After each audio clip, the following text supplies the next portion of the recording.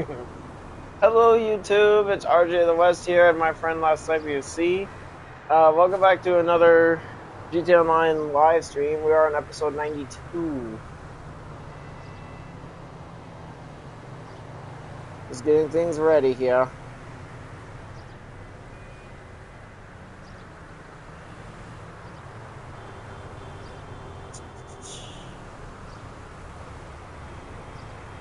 Oh, I gotta adjust my camera. Gotta adjust my camera. There we go. Alright. I'm ready when you are. Your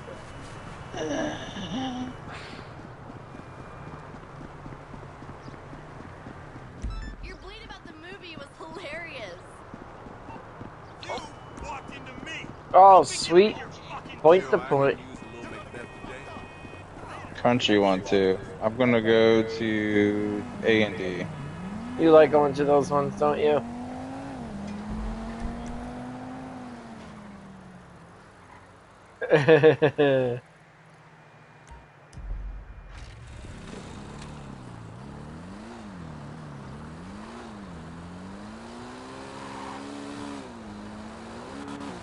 So imagine if you actually could use the oppressor. If you could use the original oppressor for this mission, would you do it? Probably it'd be quicker because you can glide. That's true. You can travel vast distances. The only downside is probably the fact that... Huh. I go this way.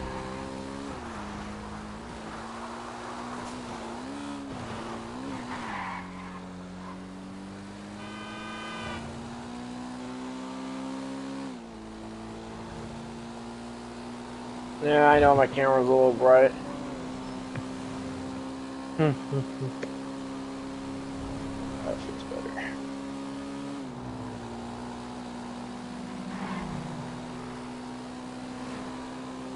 Oh. Damn cow went right in front of me down in the middle of the road and I smacked the cow right in the head. I just hit the cow. Was it dead? I heard a splotch, so yeah.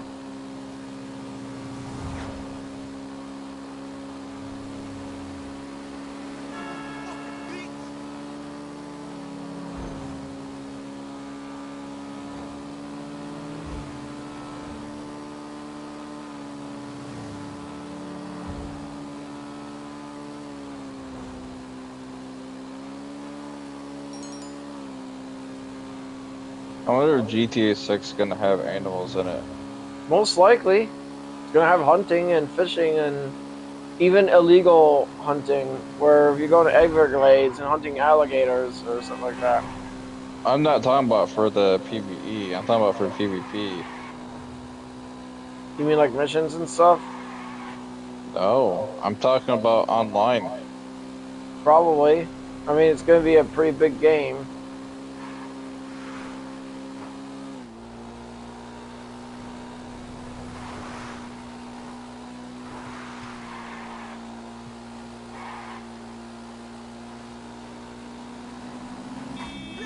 No! Oh shit! What are you trying to do? Oh, I was too close to that motorcycle and I almost rammed right off and... It looked like you were trying to climb up the metal railings on the bridge.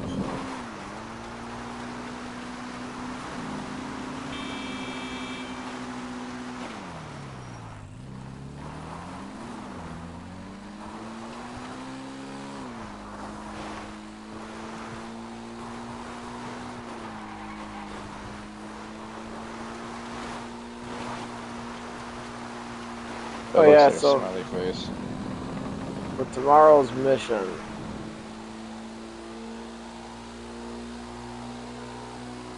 I'm thinking we're definitely going to add more explosives.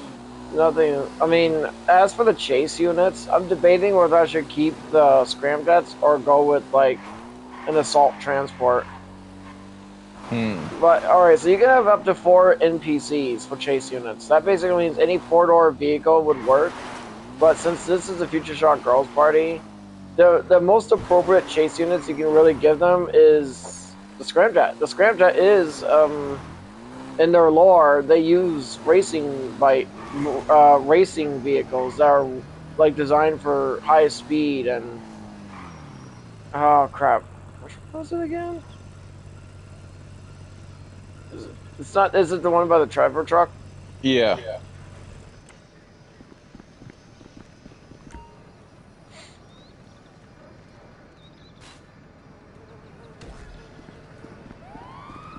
Nope. No, it isn't. They must have moved it then. I might be mistaken for the other one. I always do that one, and sucks. It's every time I do this one, I'm always getting wanted there. Every time I put it right there where the Trevor truck's at, right where the logs are at, I never get wanted from it. Mm. So it must have. There's two Trevor trucks then, because you might be thinking of the one closer to the oil rigs, the oil field, the oil derricks. Ah. You must be thinking about that one because there's two areas where there's Trevor trucks, and the one by the one at the lumber mill is definitely a no-no. But the one that's just on the outskirts of the city. The one that the alarm bell is what I was talking about.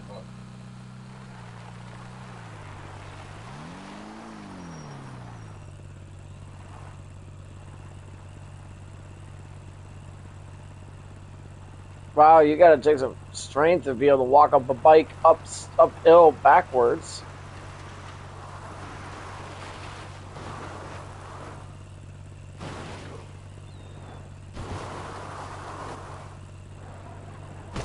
Oh!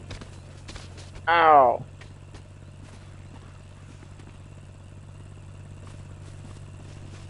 Owie.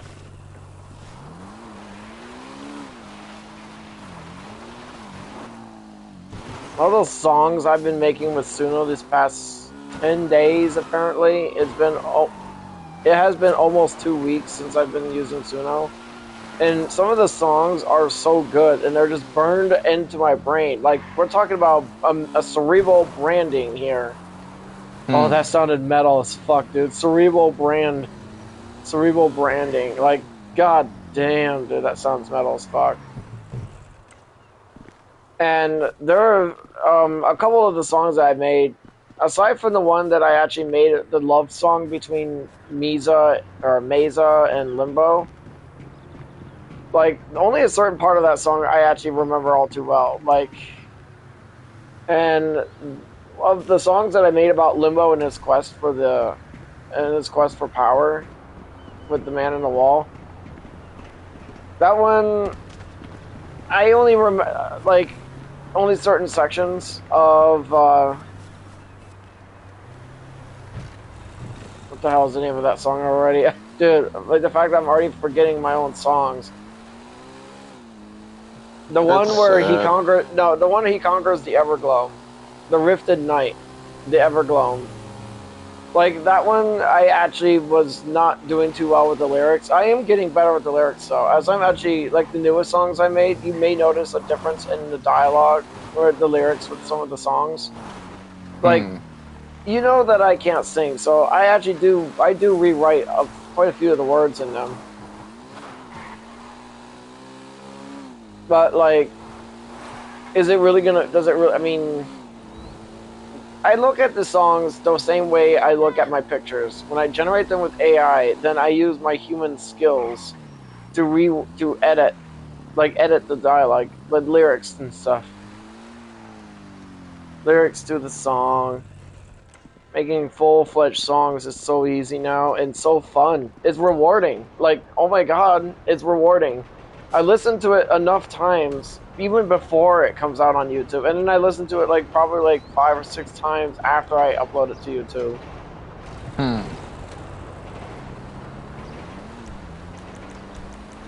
I mean, I'm not gonna say that it is. I mean, so far, I'm not gonna lie. When you compare the few songs I made with Suno when I first started using it, it sounded punchy and slightly too much. I've learned from that mistake and learned that it depends on how you make it depends on the song. Like, the majority of the time, I'm just gonna go with like this. Don't mess with the song by adding more beats. Like, when you use the prompt, you want to be very specific on what beats you want to use. And I've been getting better at the prompts too. Like, what do I want for chorus? Like the chorus, or like, do I want like a battle rant or drums, riff guitar, or something like that? I can do all that.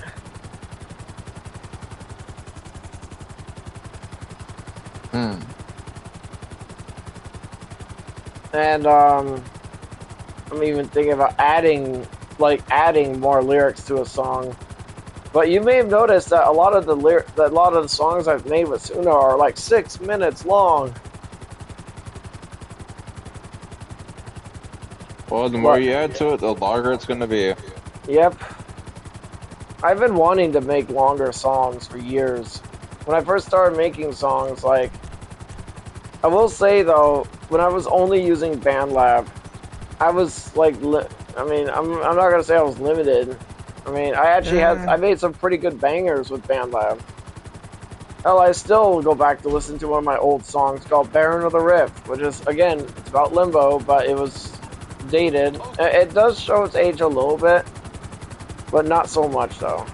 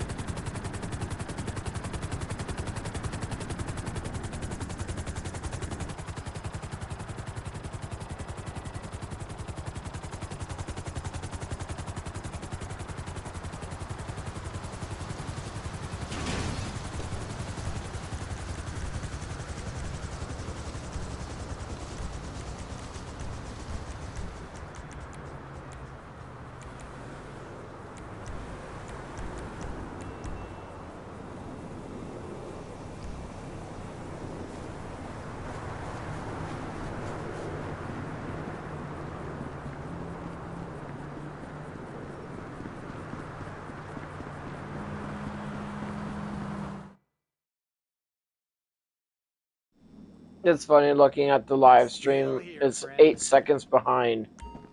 And no, I didn't really have time to do the speed up the production thing because I got on a little late.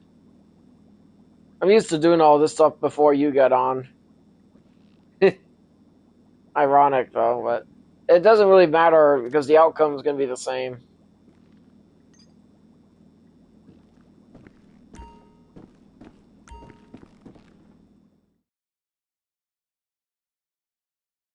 And right now I'm just watching myself 8 seconds ago. Oh, point to Point to point. point. I'm going to A and D. You just sound like a robot right about then.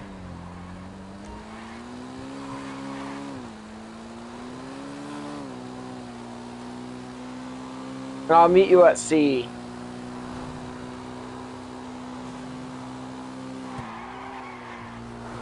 Because we're going to be chilling after this mission, and if you don't mind, we could probably just hang out in the countryside.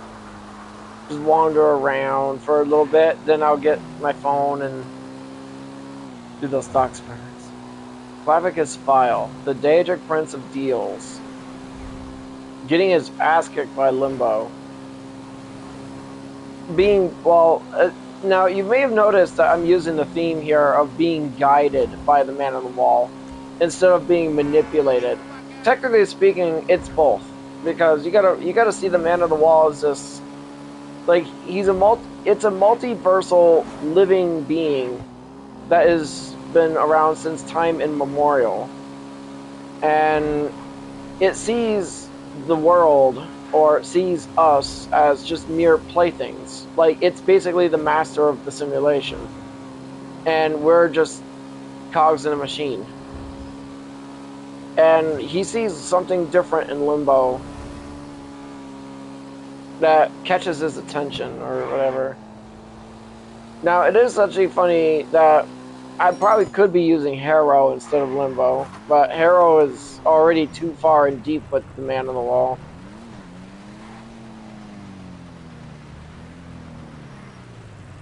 Oh, damn it.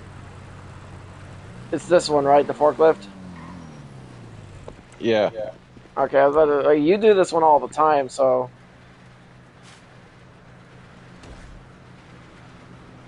Like, just out of line of sight.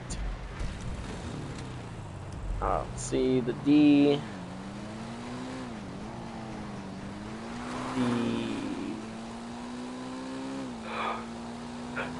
Ew! I wonder if they're gonna have blinkers in the next game.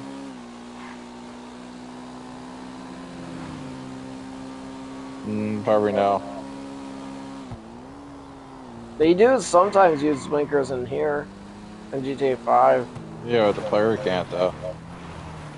You want to go to the far end one. Alright, Far end building. that makes sense. The little, that helmet looks so dumb on, like... Actually, it does not look too dumb. Oh, thank you. Thanks for... Thank you. I almost forgot. Ah! Alright, I'm gonna go to C.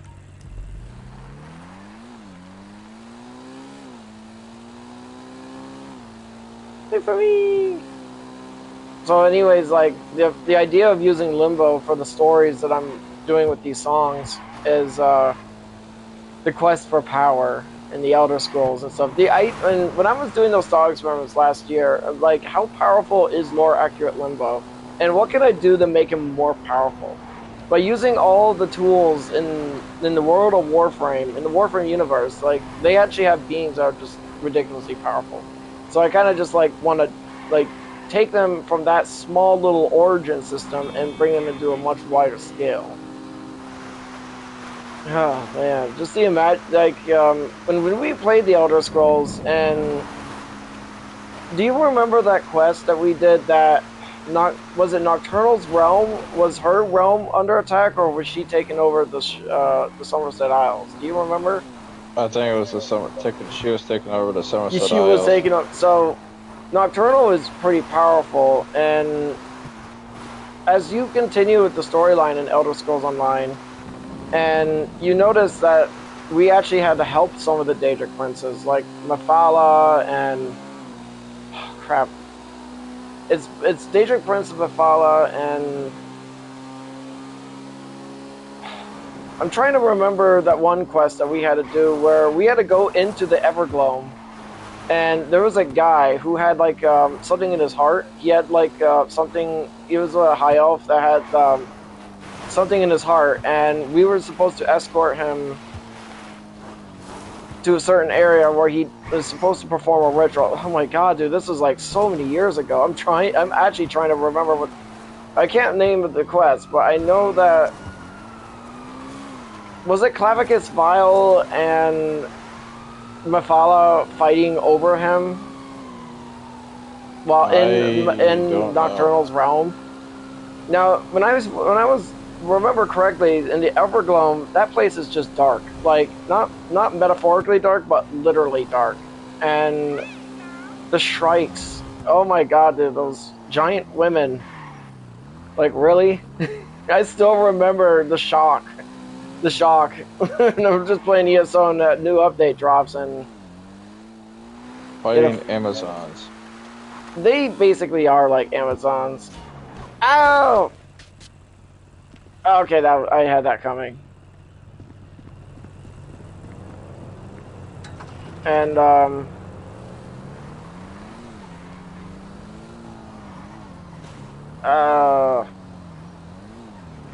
so long story short, like, the idea of the...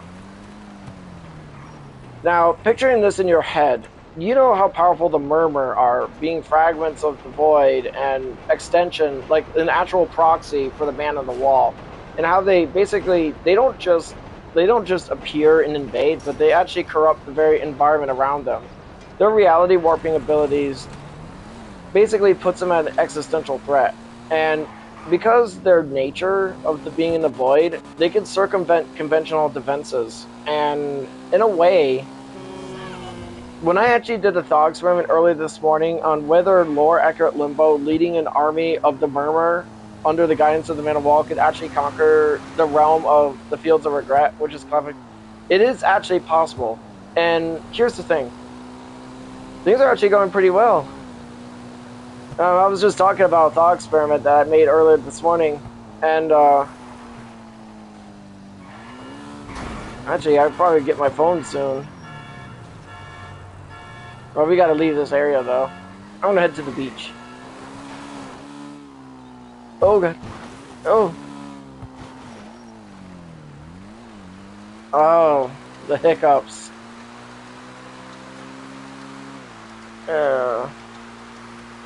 Maybe if I actually have the hiccups.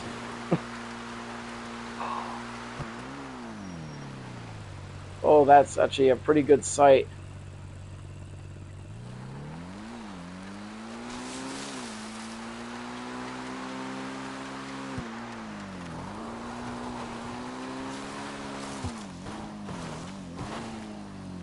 Alright, that seems like a good spot.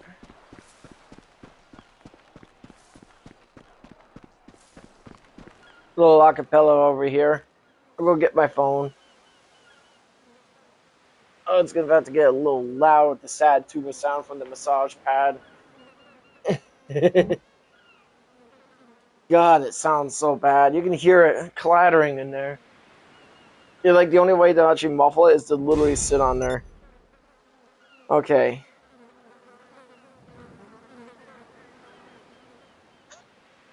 What? Yeah. Thanks for reminding me. Oh. Actually, I probably should call them too. I Call who? actually MMI because yesterday when my vehicle got destroyed. Hello? I thought you already called him. I'll call I my may buddy have. and I'm park the just gonna call them circles. again. Gonna cost you, but I can get what we need.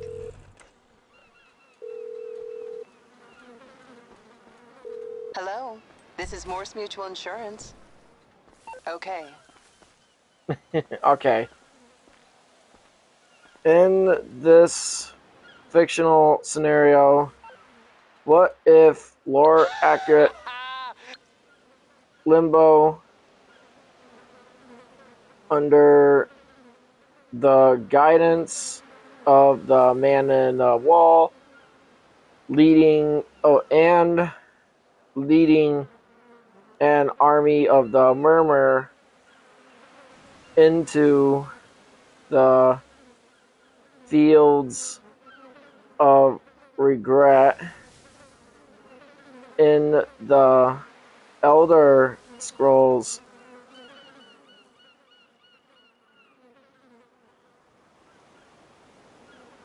What to conquer, invade, and conquer the realm. To invade and conquer. What kind of dialogue would the Man in the Wall,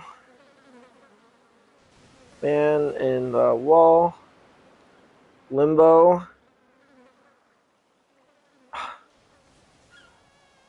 Calavicus, Vile, and you know his hound, Barbas, would have? Let's find out. In this clash of cosmic oddities, the Fields of Regret, a realm of the Daedric Prince of Bargains, becomes a playground for the Man in the Wall, who views the Daedric Prince as a little more than a static puppet in a larger chaotic play. The scene. The sky over the Fields of Regret tears open, not surprising, not with an Oblivion Gate, but with a jagged crystalline rift of void energy. Limbo descends, tipped hat and all, as the Murmur, severed limbs, and stone-like hulks begin to calcify the lush landscape into fractal geometry. The Man in the Wall, appearing as a flickering, unsettling double of Clavicus Vile.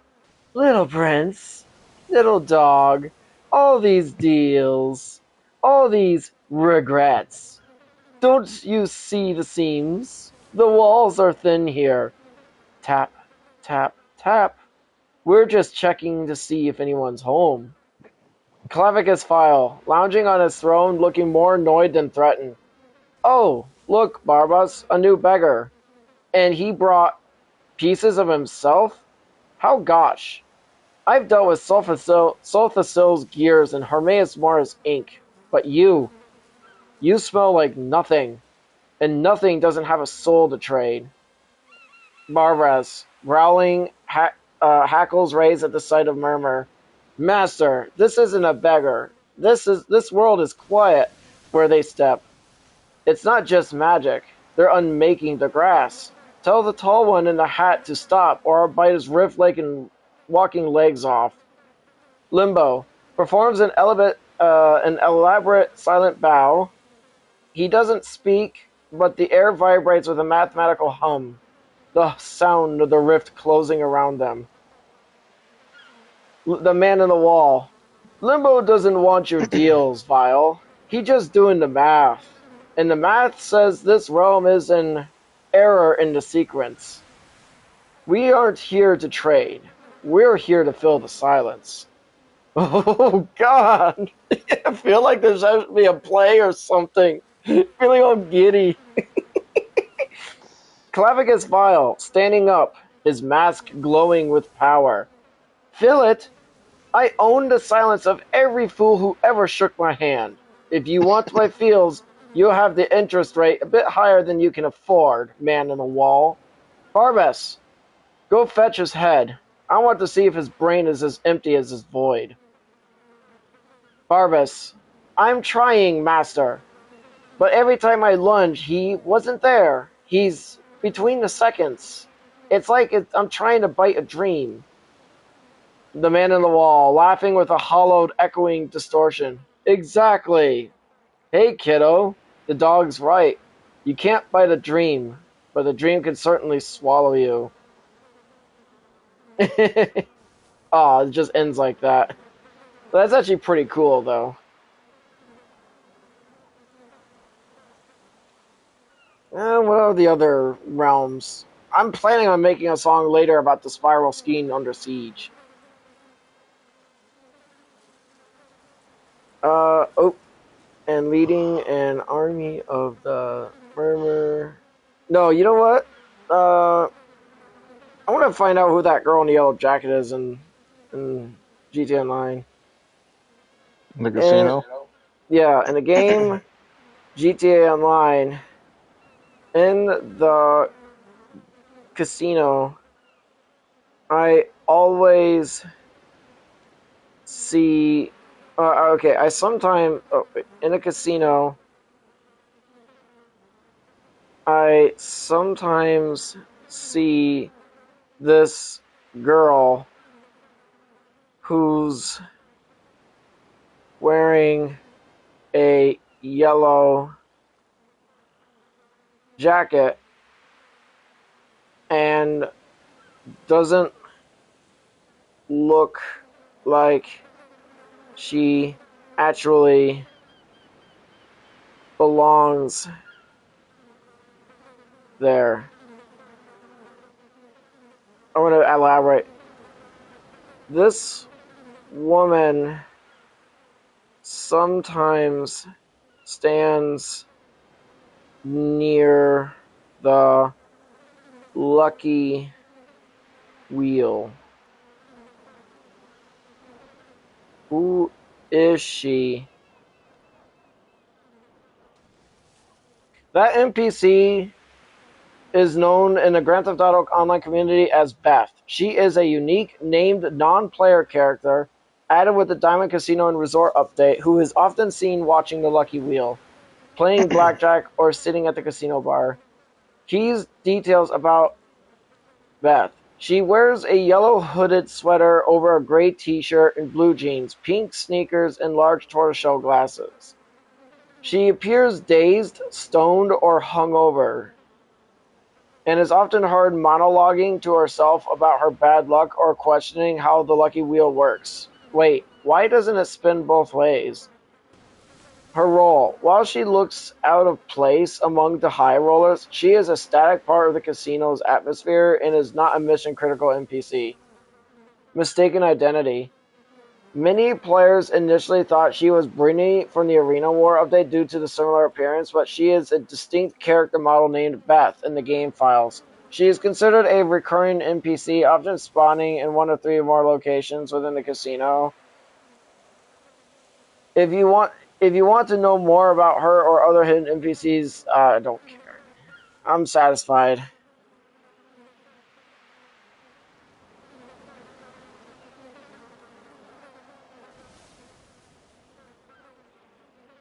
$8:00. My pad turned off exactly around 8:00. Okay. This fictional scenario.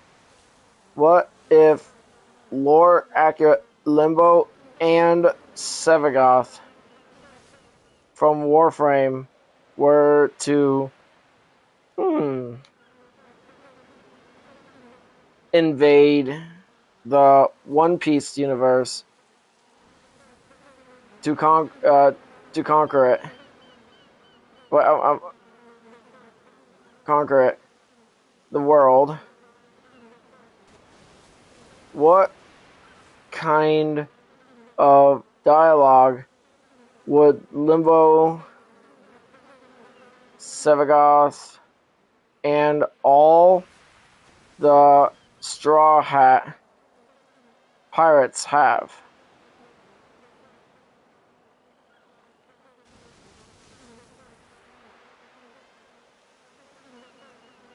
This scenario pits the Orokin's ultimate reality warper, Limbo, and their cosmic reaper, Sevagoth, against the Straw Hat Pirates. In lore-accurate terms, Limbo has total control over a parallel... No, okay. Making nearly... While Sevagoth uses void-based soul manipulation, slowing, and a massive physical shadow to destroy his enemies. The arrival and initial confrontation. Limbo emerges from a cataclysm rift, his top hat tipping slightly as the sky turns into a shadowy, surreal purple. Sevagoth floats nearby, his presence immediately freezing the air, slowing time to a crawl. Limbo, formal and eccentric. A vibrant, if terribly chaotic reality. No matter, the math of this world is imprecise. Let us correct it. The rift welcomes all. Sevagoth, silent and ominous. Only a low hum of energy emanates from his shadow, which shifts and stretches across the deck of the Sunny. Luffy, unfazed, holding a piece of meat. Whoa, a floating robot and a spooky guy with a big hat. Are you guys here for food? That sounds just like Luffy.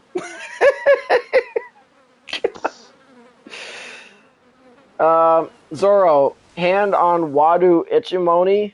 I don't know what those things are, but I don't think they're here the party. Nami, is it just me, or did it get freezing all of a sudden? And I can't feel my legs moving. The conflict, Rift versus Devil Fruit. Limbo casts Cataclysm, trapping the Sunny inside a massive bubble. Outside, the ocean freezes in place, and the crew finds themselves in a dim, surreal version of their world. Limbo. Welcome, travelers, to a world without entropy. You may struggle against the inevitability of this moment, but the mathematics of the rift are absolute. Sevagoth. His shadow detaches, rushing toward Brook. Brook. Yoo-hoo-hoo! I'm already dead, but I feel like my soul is being pulled away. How cold. Sanji attempts to kick the shadow, but his foot passes right through it. What the? It's not physical! Luffy gears up. Gomu, Gomu, no! Red Hawk! The punch passes through Limbo, who just smiles. Raw force. How quaint. And here, I am not merely present. I am concurrent. Robin. He's manipulating the dimension himself. Luffy, physical attacks don't reach him. The battle dialogue. Sevagoth launches into his exalted shadow form, bringing true horror to the battlefield, slowing everyone into a crawl with gloom. Sevagoth, your souls. They are wayward. The Tempestari calls. Usopp. That's not a person. That's a monster. It's eating Brooke's soul. Zoro, I can't move fast enough. My blood is turning to ice. Frankie, these bastards are more intense than Cypher Pole. My color power weapons are useless in this bubble. Luffy, gritting teeth, fighting through the slowness. I don't care if you're a ghost or a robot. You take my friends, I'm gonna break you. Limbo, amused. The energy in this one, it is like a sun trap in a quokka. Fascinating. But you, my friend, have made a miscalculation. Conclusion of the scenario. In a lore-accurate scenario, Limbo's ability to play God within his dimension would likely result in the Straw Hat Pirates being completely subdued, trapped inside a stasis bubble, and separated from the rest of the world. Sevagoth would act as the Reaper, harvesting the soul energy of the pirates to empower his own to return to the Orokin. Final dialogue. The Conqueror does not just take the land, Captain. He takes the context. Your story ends here.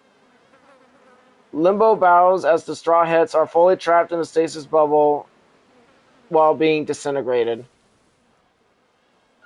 Bye-bye, Straw Hats. It was nice watching you for the first, 5 seasons, and then starting to get bored after the 6th and 7th, and you can't watch anymore because there's too many episodes to watch. There's like over 1,000 episodes. I picked the one anime that is just too much. Like, after watching it for, 3 months straight, and then once you notice the pattern that they get captured, and then they get freed, and then with all that stupid plot armor, it's like things starting to add up. Like Luffy would have died probably 100 times throughout the first 3 seasons alone. But that's anime for you.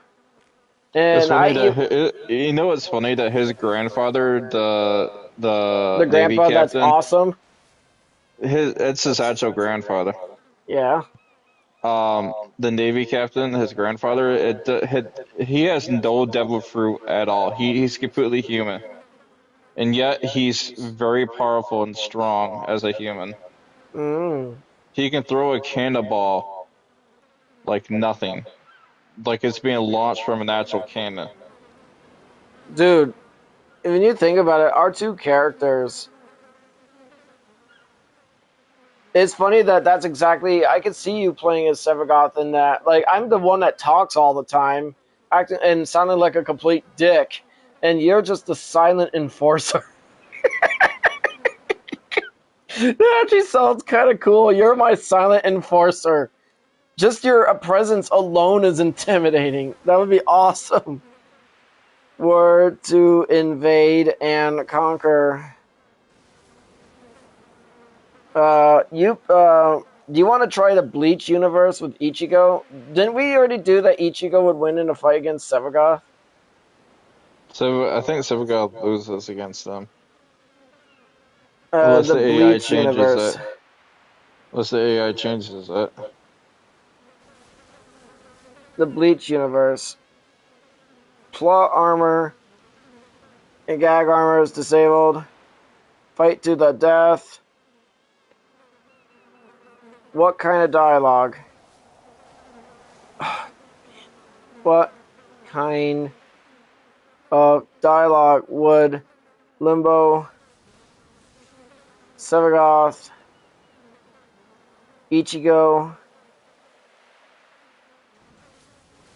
Does Ichigo have a best friend or whatever? He's got a lot of friends. What's his best friend? Does he have at least one best friend? Ah, I well, he's got a girl he has a crush on, but he goes to school with. But other than that, no. all right. How about the game? And what's the name of their faction or something? Is there something for me to go on? They're Soul Reapers. And the rest of the Soul Reapers and the rest of the Soul Reapers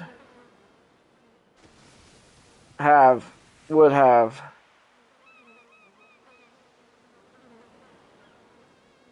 All right.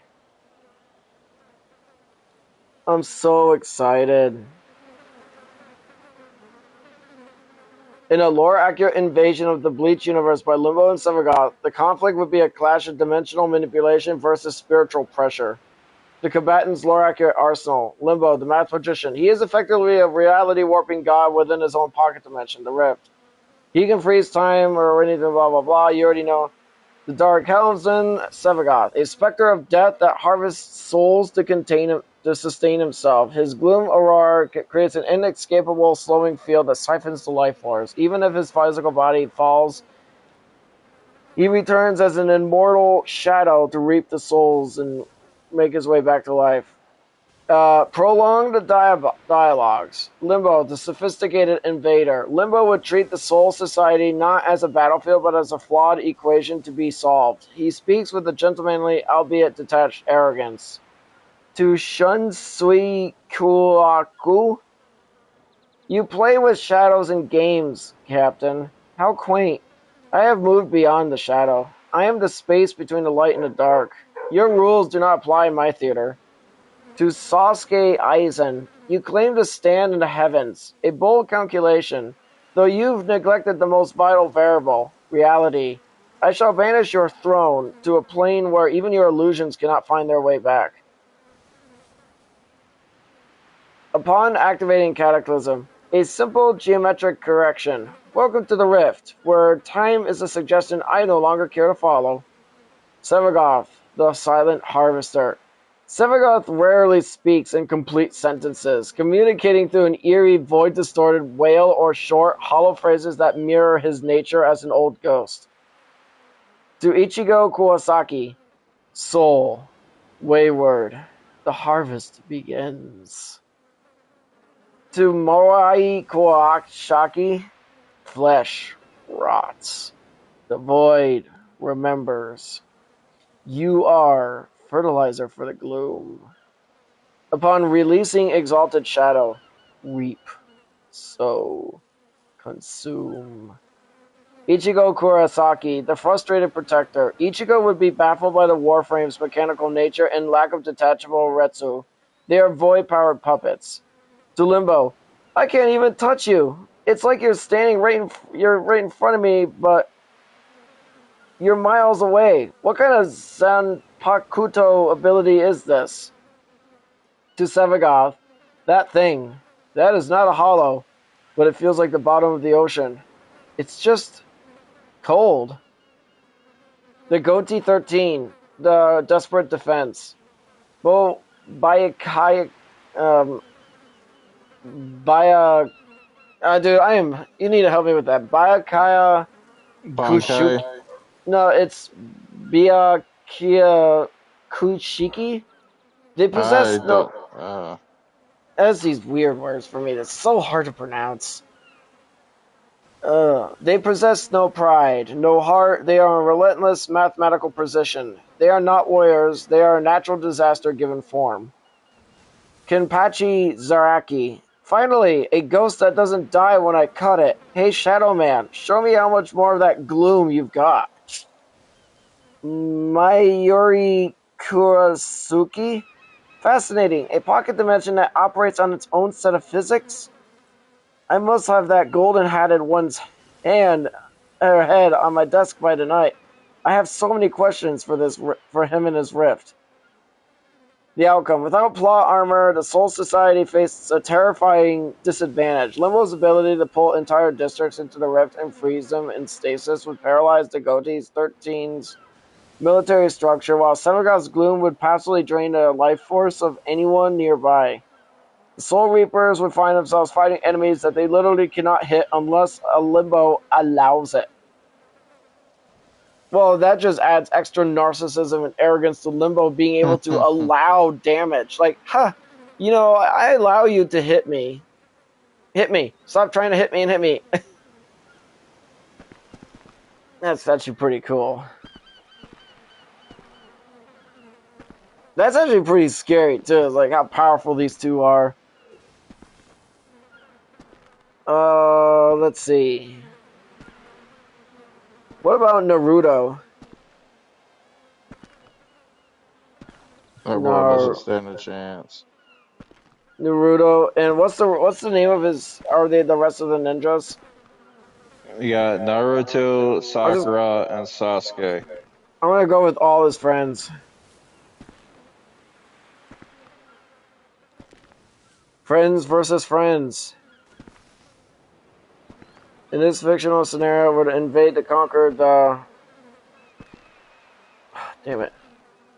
Naruto. Universe, plot armor, blah blah blah, blah blah blah, blah blah blah. Alright, let's go. In this fictional, lore-accurate, no-plot armor scenario, a team-up of Limbo and Sevagoth would be devastating to the Naruto universe. Limbo acts as a god-tier reality warper controlling an entire dimension, while Sevagoth acts as a deadly, immortal specter that destroys biological functions and souls. Without plot armor or gag armor, the Naruto cast lacks the void-based abilities or six-path chakra required to interact with Limbo's rift, making him effectively untouchable, while Sevagoth operates within their reality, spreading death. Here is how the battle and dialogue might unfold. The opening move, the rift in the storm. Limbo shifts the entire battlefield of Kanara into the rift plane. Naruto and his friends feel their chakra becoming chaotic, and the sky turns to a deep, void-infested infected purple. Limbo. You know what? I'm gonna change that to gold and like black and gold instead of purple. I'm using my energy. If I'm gonna read this stuff out, I'm gonna write it out my way. Limbo, calm, echoing voice. Gentlemen and ladies, you fight with energy derived from nature. I, however, dance with the fundamental mathematics of existence. Welcome to my parlor. Sevagoth, a low, mournful whisper. The Tempestari calls, but you shall not find rescue. Naruto, confused and sensing danger. What is this? My Rasen Shuriken. It's just stopping. It's frozen in the air. Shikamaru, panic rising. Everyone stop attacking. The air itself feels different. It's like we're not even in our own world anymore. Sasuke. You said Sasuke? Is that his name? Yeah. Activating Rinnegan. It's a space-time ninjutsu. No, it's far beyond that. The space here is non-existent. The fight. Reality versus Soul Harvest. Let me turn my pad back on.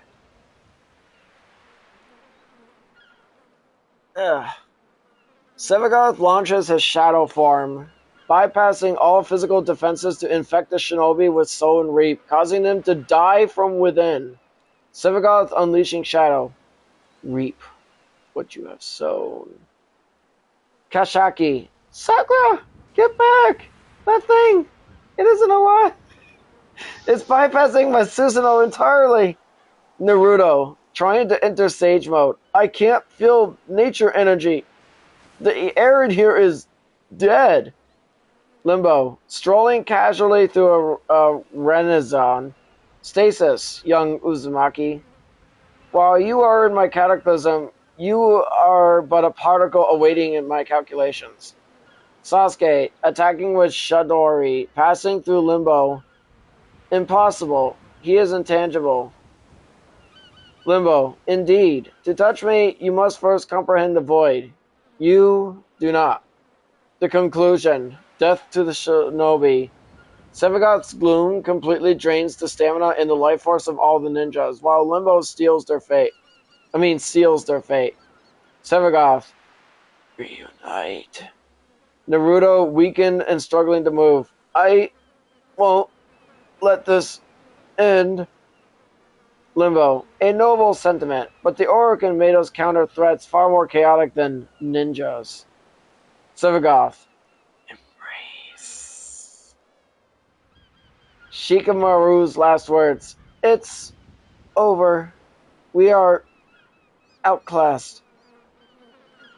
Summary of tactical dialogue. Limbo's tone. Mathematical, arrogant, artistic, philosophical, and detached. Sevagoth's tone is mournful, haunting, ruthless, and direct. Naruto's group tone, initial confusion, panic realization, and desperation. Without six-path chakra, none of the Naruto characters can damage Limbo while he's in a rift. Sevagoth's ability to turn his shadow into an uncontrollable death force while healing himself with gloom means the shinobi have no way to permanently bring him down. What a horrifying way to kill them. Let's make a picture out of it. Move my character. Oh yeah, did you call Muddy Mutt? I did. It's not the second time. Doesn't hurt to call him again. Not yet, anyways. Okay, gonna cost a little. I know someone who has what we need. Limbo and Sevagoth from Warframe defeating Naruto and his friends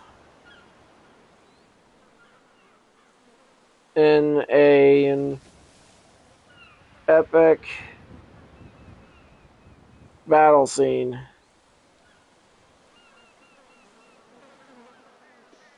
Limbo and Sevagoth from Warframe defeating Naruto and his friends in an epic battle scene. What a horrible way to defeat your favorite anime characters. Like, the Warframes that we're playing are so powerful that we rival, like, we just dominate the, like, oh, Limbo basically put Naruto in a bubble, and that girl is, like, slammed into a pillar. It was the guy with the black hair and rope for a belt. That's Sasuke. Yeah, he's being held down by Sevagoth. Here, I'll send the image to you.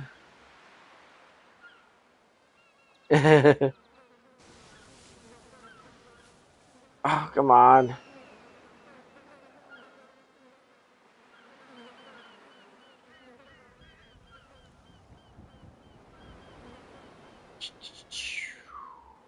Checking something awesome. Delete the video. Go to Messenger. I know, I don't need to narrate everything. I probably could work on the picture, but nah, I'm going to do another thought experiment. And there you go. You can look at it. That is so cool. What about Limbo and Sephiroth fighting the Justice League? I want to see if Limbo dies. Oh, do you want me to put Man on the Wall in here or no? Mm. The Man on the Wall is the multiplier. He's a force multiplier because he can give us guidance.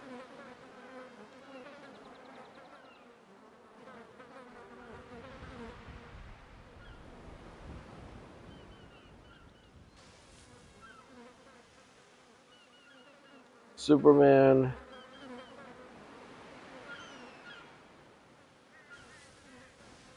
And the Justice League have.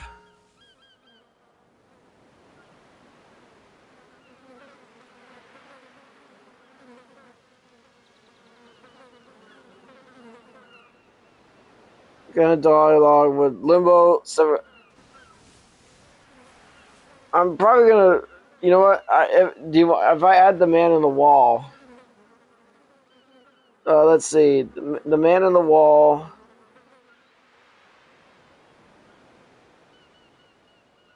The Wall requested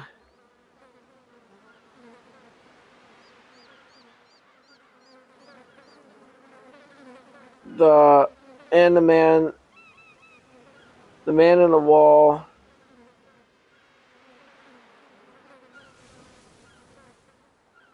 is guiding Limbo and Sevagoth.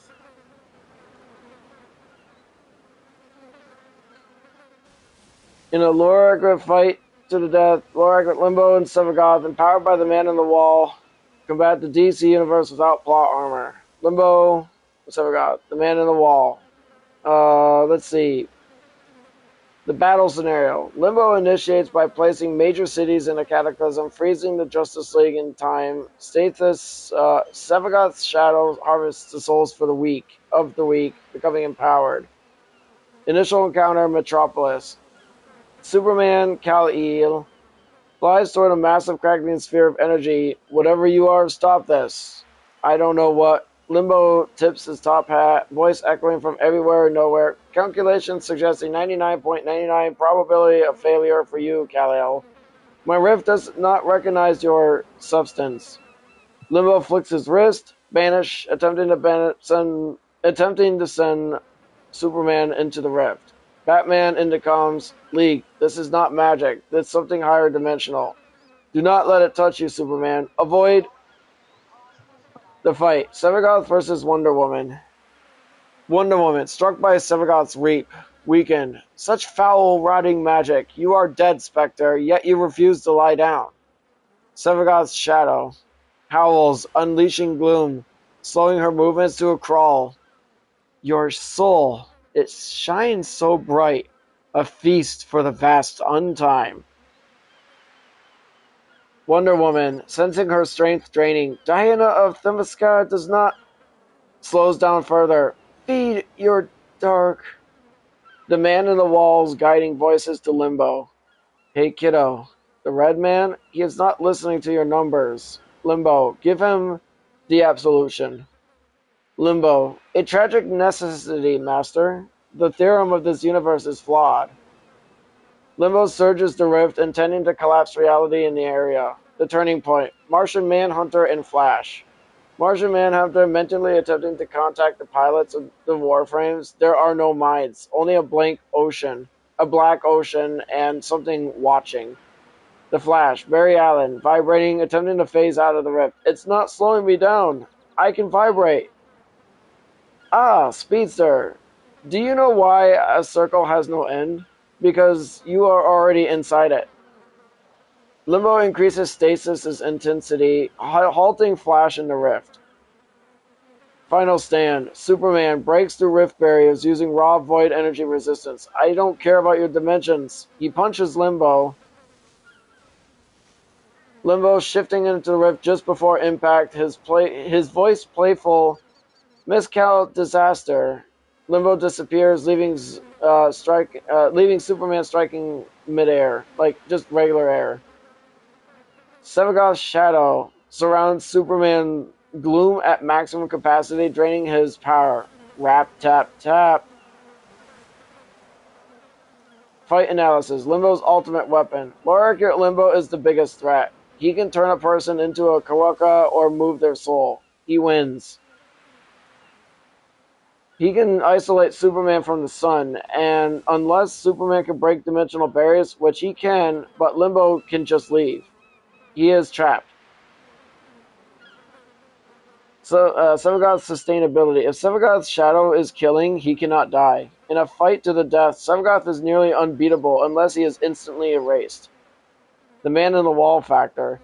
The man in the wall can rewrite laws of the universe. If the Justice League poses too high a threat, the man in the wall can simply change the rules of the fight, allowing Limbo to manipulate the atoms of the DC heroes directly.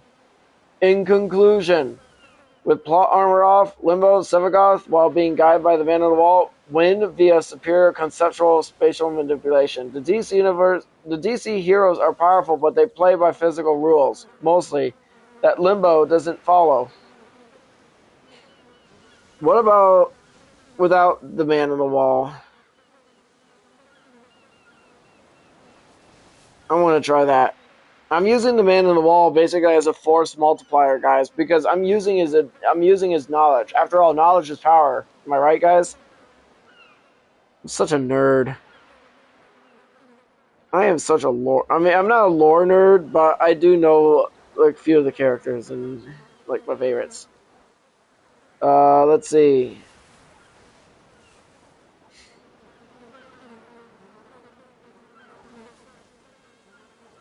Lore accurate Limbo.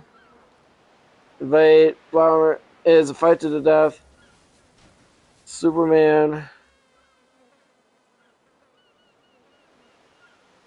and the Justice League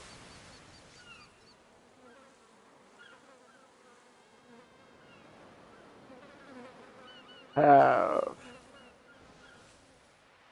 What kind of dollar would have?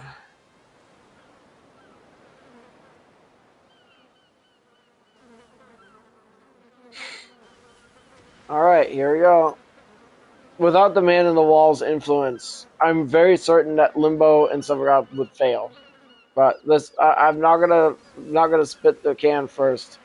We're looking at it. The scenario: invasion and conquest. Limbo's role: lore-wise, Limbo is a godlike entity who commands a pocket dimension. He can drag the entire Justice League into it, where he's untouchable. Sevagoth's role: Sevagoth commands a miasma that infects biological beings from the inside, bypassing armor and shields to deliver true damage. The Shadow acts as a near-invulnerable reaper that harvests souls to keep him fighting. Without plot armor, I'm gonna call Money Shadow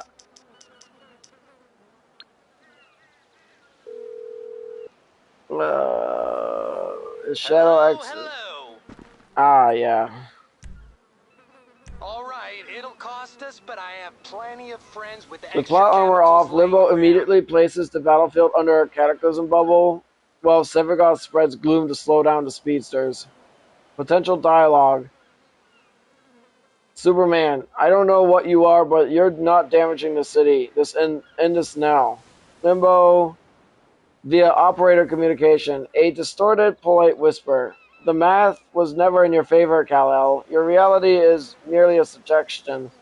Limbo tips his hat and steps into the rift, vanishing from sight. Batman, Superman, don't.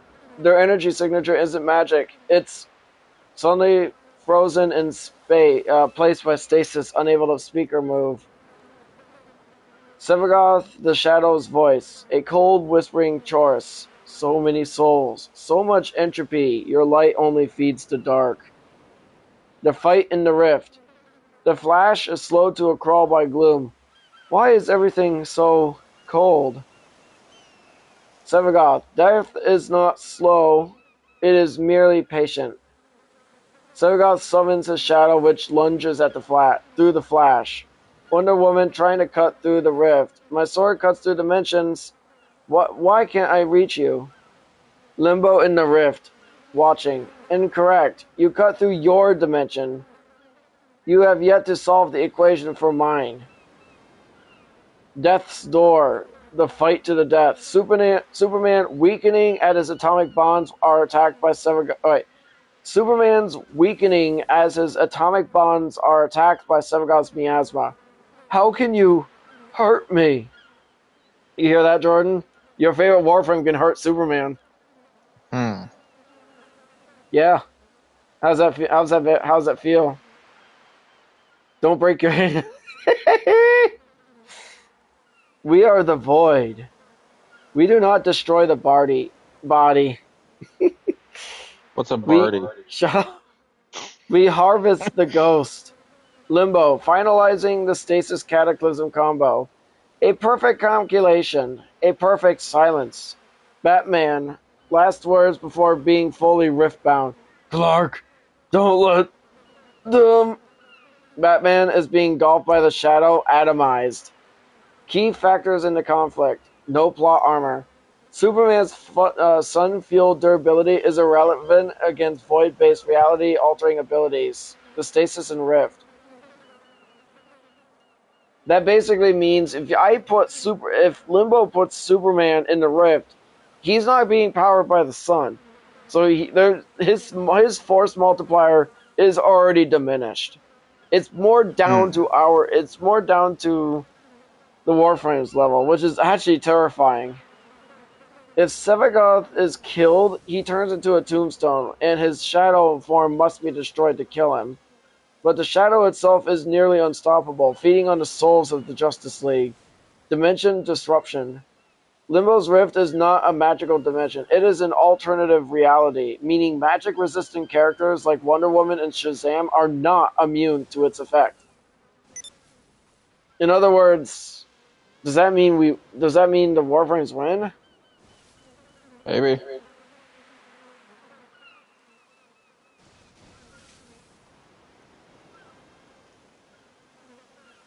Do the Warframes win? Are they that powerful?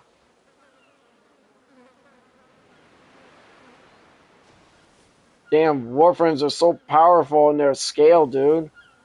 In this deathmatch, lore-accurate Limbo are terrifyingly powerful, but conquering the DC remains is an uphill battle against high-tier cosmetic entities. Without do the Warframes answer? Do the Warframes win? The short answer: yes. In the DC universe, the Warframes win. The short answer is yes against the standard Justice League, but likely no against the DC multiverse. The Limbo's reality warping isn't just a bubble maker. He is a reality warping god. He's like, imagine Bill Cipher, but in the form of a magician. That's basically Limbo. That's you just gotta take Bill Cipher from Gravity Falls and then make him look like a magician. That's basically Limbo, guys. He can actually de-atomize you. It doesn't even matter how strong you are. By shifting between the material plane and the rift, he is effectively untouchable by anyone who cannot manipulate extra-dimensional space. He could theoretically freeze time for the League or scatter their atoms across the rift. Sevagroth manipulates the fundamental concept of death and souls. His Gloom Aurora slows biological and mechanical functions to a crawl, while his shadow can reap the souls directly, bypassing physical durability entirely.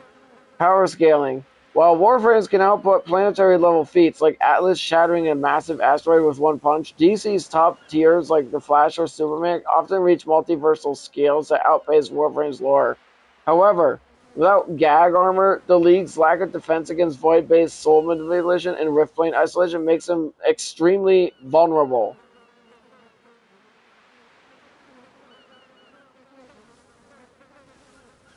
Why are they that powerful? Untouchability. Limbo can remain in the rift indefinitely, while a DC hero has specialized dimension crossing tech or so, unless a DC hero is like dimension tech or something, they cannot land a punch or even land or anything. Stat negation. Sevagoth's gloom slows enemies by up to 95%. For a speed-reliant team like the Justice League, this turns their greatest strength into a slow-motion nightmare.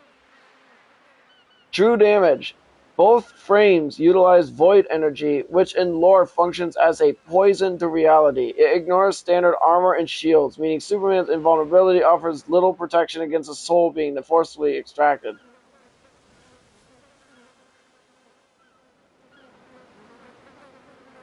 Our warframes are so powerful, we could destroy Superman. Gracie's just looking at me like, just waiting until you give me my snack. She's like, snack, Dad. No. Great, and I called her over. Come on, baby. Wanna come up here with Daddy? Yes. My baby.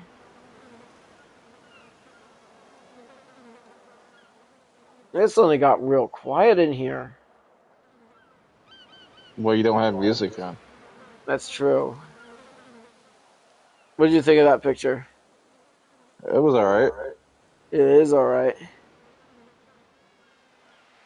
You know that song, I really can't get that one out. I'm definitely putting too much in the story, man.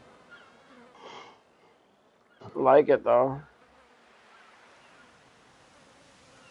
I'm actually not surprised that I don't get as many views with some of these songs. Like, you'd think that I'd get more views, but no. It depends what people like out of it. Yeah. I just hear your music in the background. Sorry. Yeah. Oh my god. It's easier to hear the lady voice than the male voice when you're hearing it through the phone. Let me know if it bothers you. I'll turn it off. No, I don't. bother me. It was just, I could hear something. Dude, I just fucking love this song. The Phantom Pain is like literally my favorite song right now. It sucks.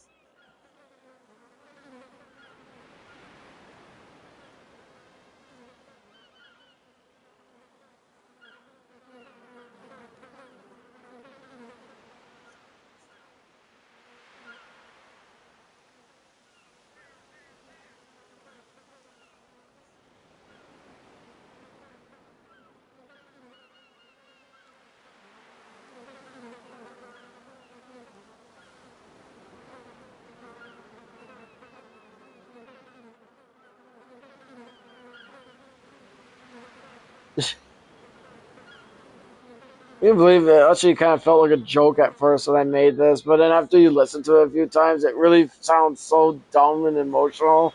Like I just had to make it sound like that. The picture doesn't help either. I like the fact Mm. that the picture shows that, like, imagine being in love with someone, but you can't touch them. That would suck. Anyway, baby. I'm actually watching this through the analytics right now. See? Can't see it. I'm not looking at your live stream. Oh. See, Gracie? Oh. It looks like more people watch the beginning and the end, but then, like, this is the big flat line that runs across the majority of the song. People are probably skipping towards the end. Yeah, that's what I'm thinking too. But here's the thing, though, it's not dropping. It only dips really down at the very near end.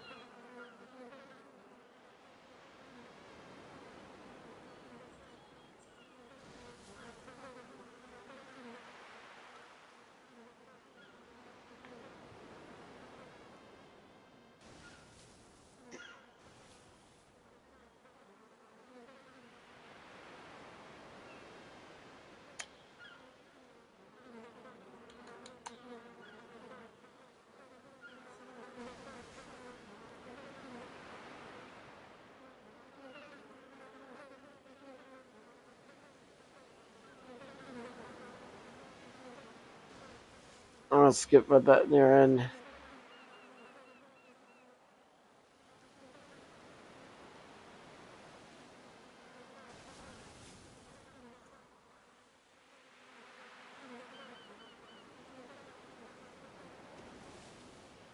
Imagine if I ran into a Misa main and I told him this in the group chat that, hey, Misa, what if I told you I actually made a love song about Misa being secretly in love with Limbo but cannot touch him?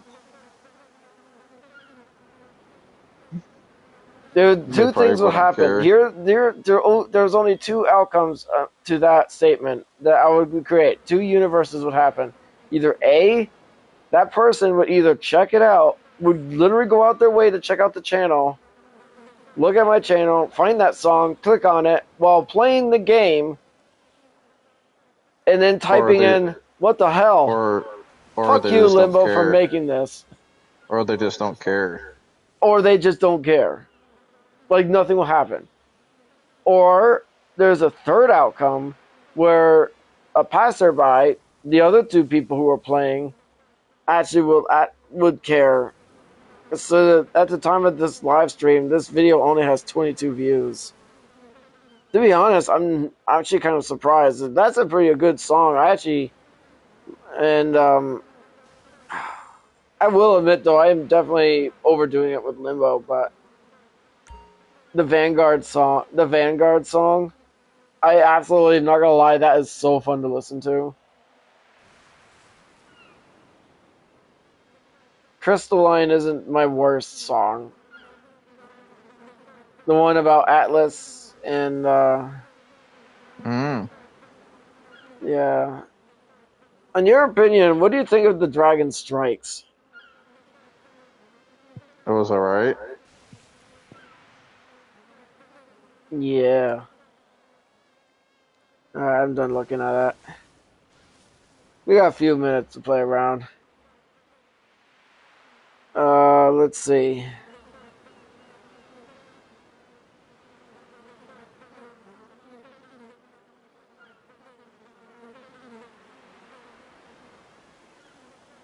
Man in the wall.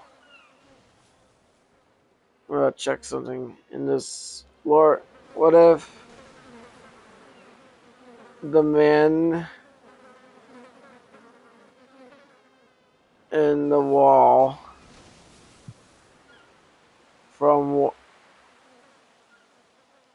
adopted Limbo as his own in Warframe lore? In this fictional scenario, if the man in the wall adopted Limbo as his own in Warframe lore, it would shift the narrative form from a tragedy to a twisted symbiotic horror story. Instead of dying from a failed experiment, Limbo would become the first true herald of the indifference.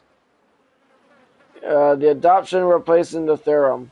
The original lore. Limbo tries to calculate a pathway into the void, miscalculates, and is scattered across the origin system.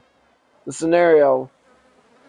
When Limbo screams in desperation at the failure of his equation, the man in the wall answers. Instead of letting him be destroyed, the indifference adopts and pulling him fully into the void. The broken equations weren't a failure, they were a first step in unlocking Limbo's consciousness to perceive the multiverse, much like the Tenno did during their trauma. The result, Limbo becomes a permanent resident of the void, a pet or apprentice of the void entity rather than a tool of the Tenno. A new type of void power, rift plane empowerments. The rift is a pocket dimension between the material plane and the void. With the man in the wall's patronage, Limbo would no longer need to worry about taxing his physical body, his taxation limitation, corruption of skills. Limbo's abilities like Cataclysm and Banish wouldn't just shift targets, they would infect them, drawing them into the chaotic hallucinatory madness of the indifference. The final form. Limbo would no longer be just a warframe, but a living, conscious entity made of Limbo parts. A warped, sentient anomaly in the rift. The relationship with the Tenno. The lost operator. The operator who operated Limbo would not lose their frame. Instead, they would be physically severed from it, suffering intense psychological torment similar to Rel's experience with Harrow. An unpredictable ally or foe. Limbo wouldn't serve the Lotus. He might appear to Tenno in the Void like Daviri or in the Zeramen, showing them the secrets of the Void, not out of malice, but with a childlike chaotic glee. Often accompanied by the rap-tap-tap. Consequences for the Warframe universe. The Void becomes accessible. Limbo could act as a bridge, bridging void entities like Murmur and Angels into the material world, accelerating the events of Whispers in the Walls. Limbo Prime Access, lore version. Limbo could be the only Warframe that could see the man in the wall properly, acting as a translator for the entity's incomprehensible good requests. No Limbo theorem. The player may never find a broken Limbo. Instead, they might be hunted by a fully functional void-powered Limbo that treats the entire solar system as his own personal shifting cataclysm bubble. In essence, this turns Limbo from a brilliant, tragic mathematician into a horrifyingly powerful entity serving the man in the wall by turning the world into a chaotic, unstable mathematical equation. Nice. If you guys enjoyed this live stream, thank you guys for watching. Have a good night, everybody. Bye.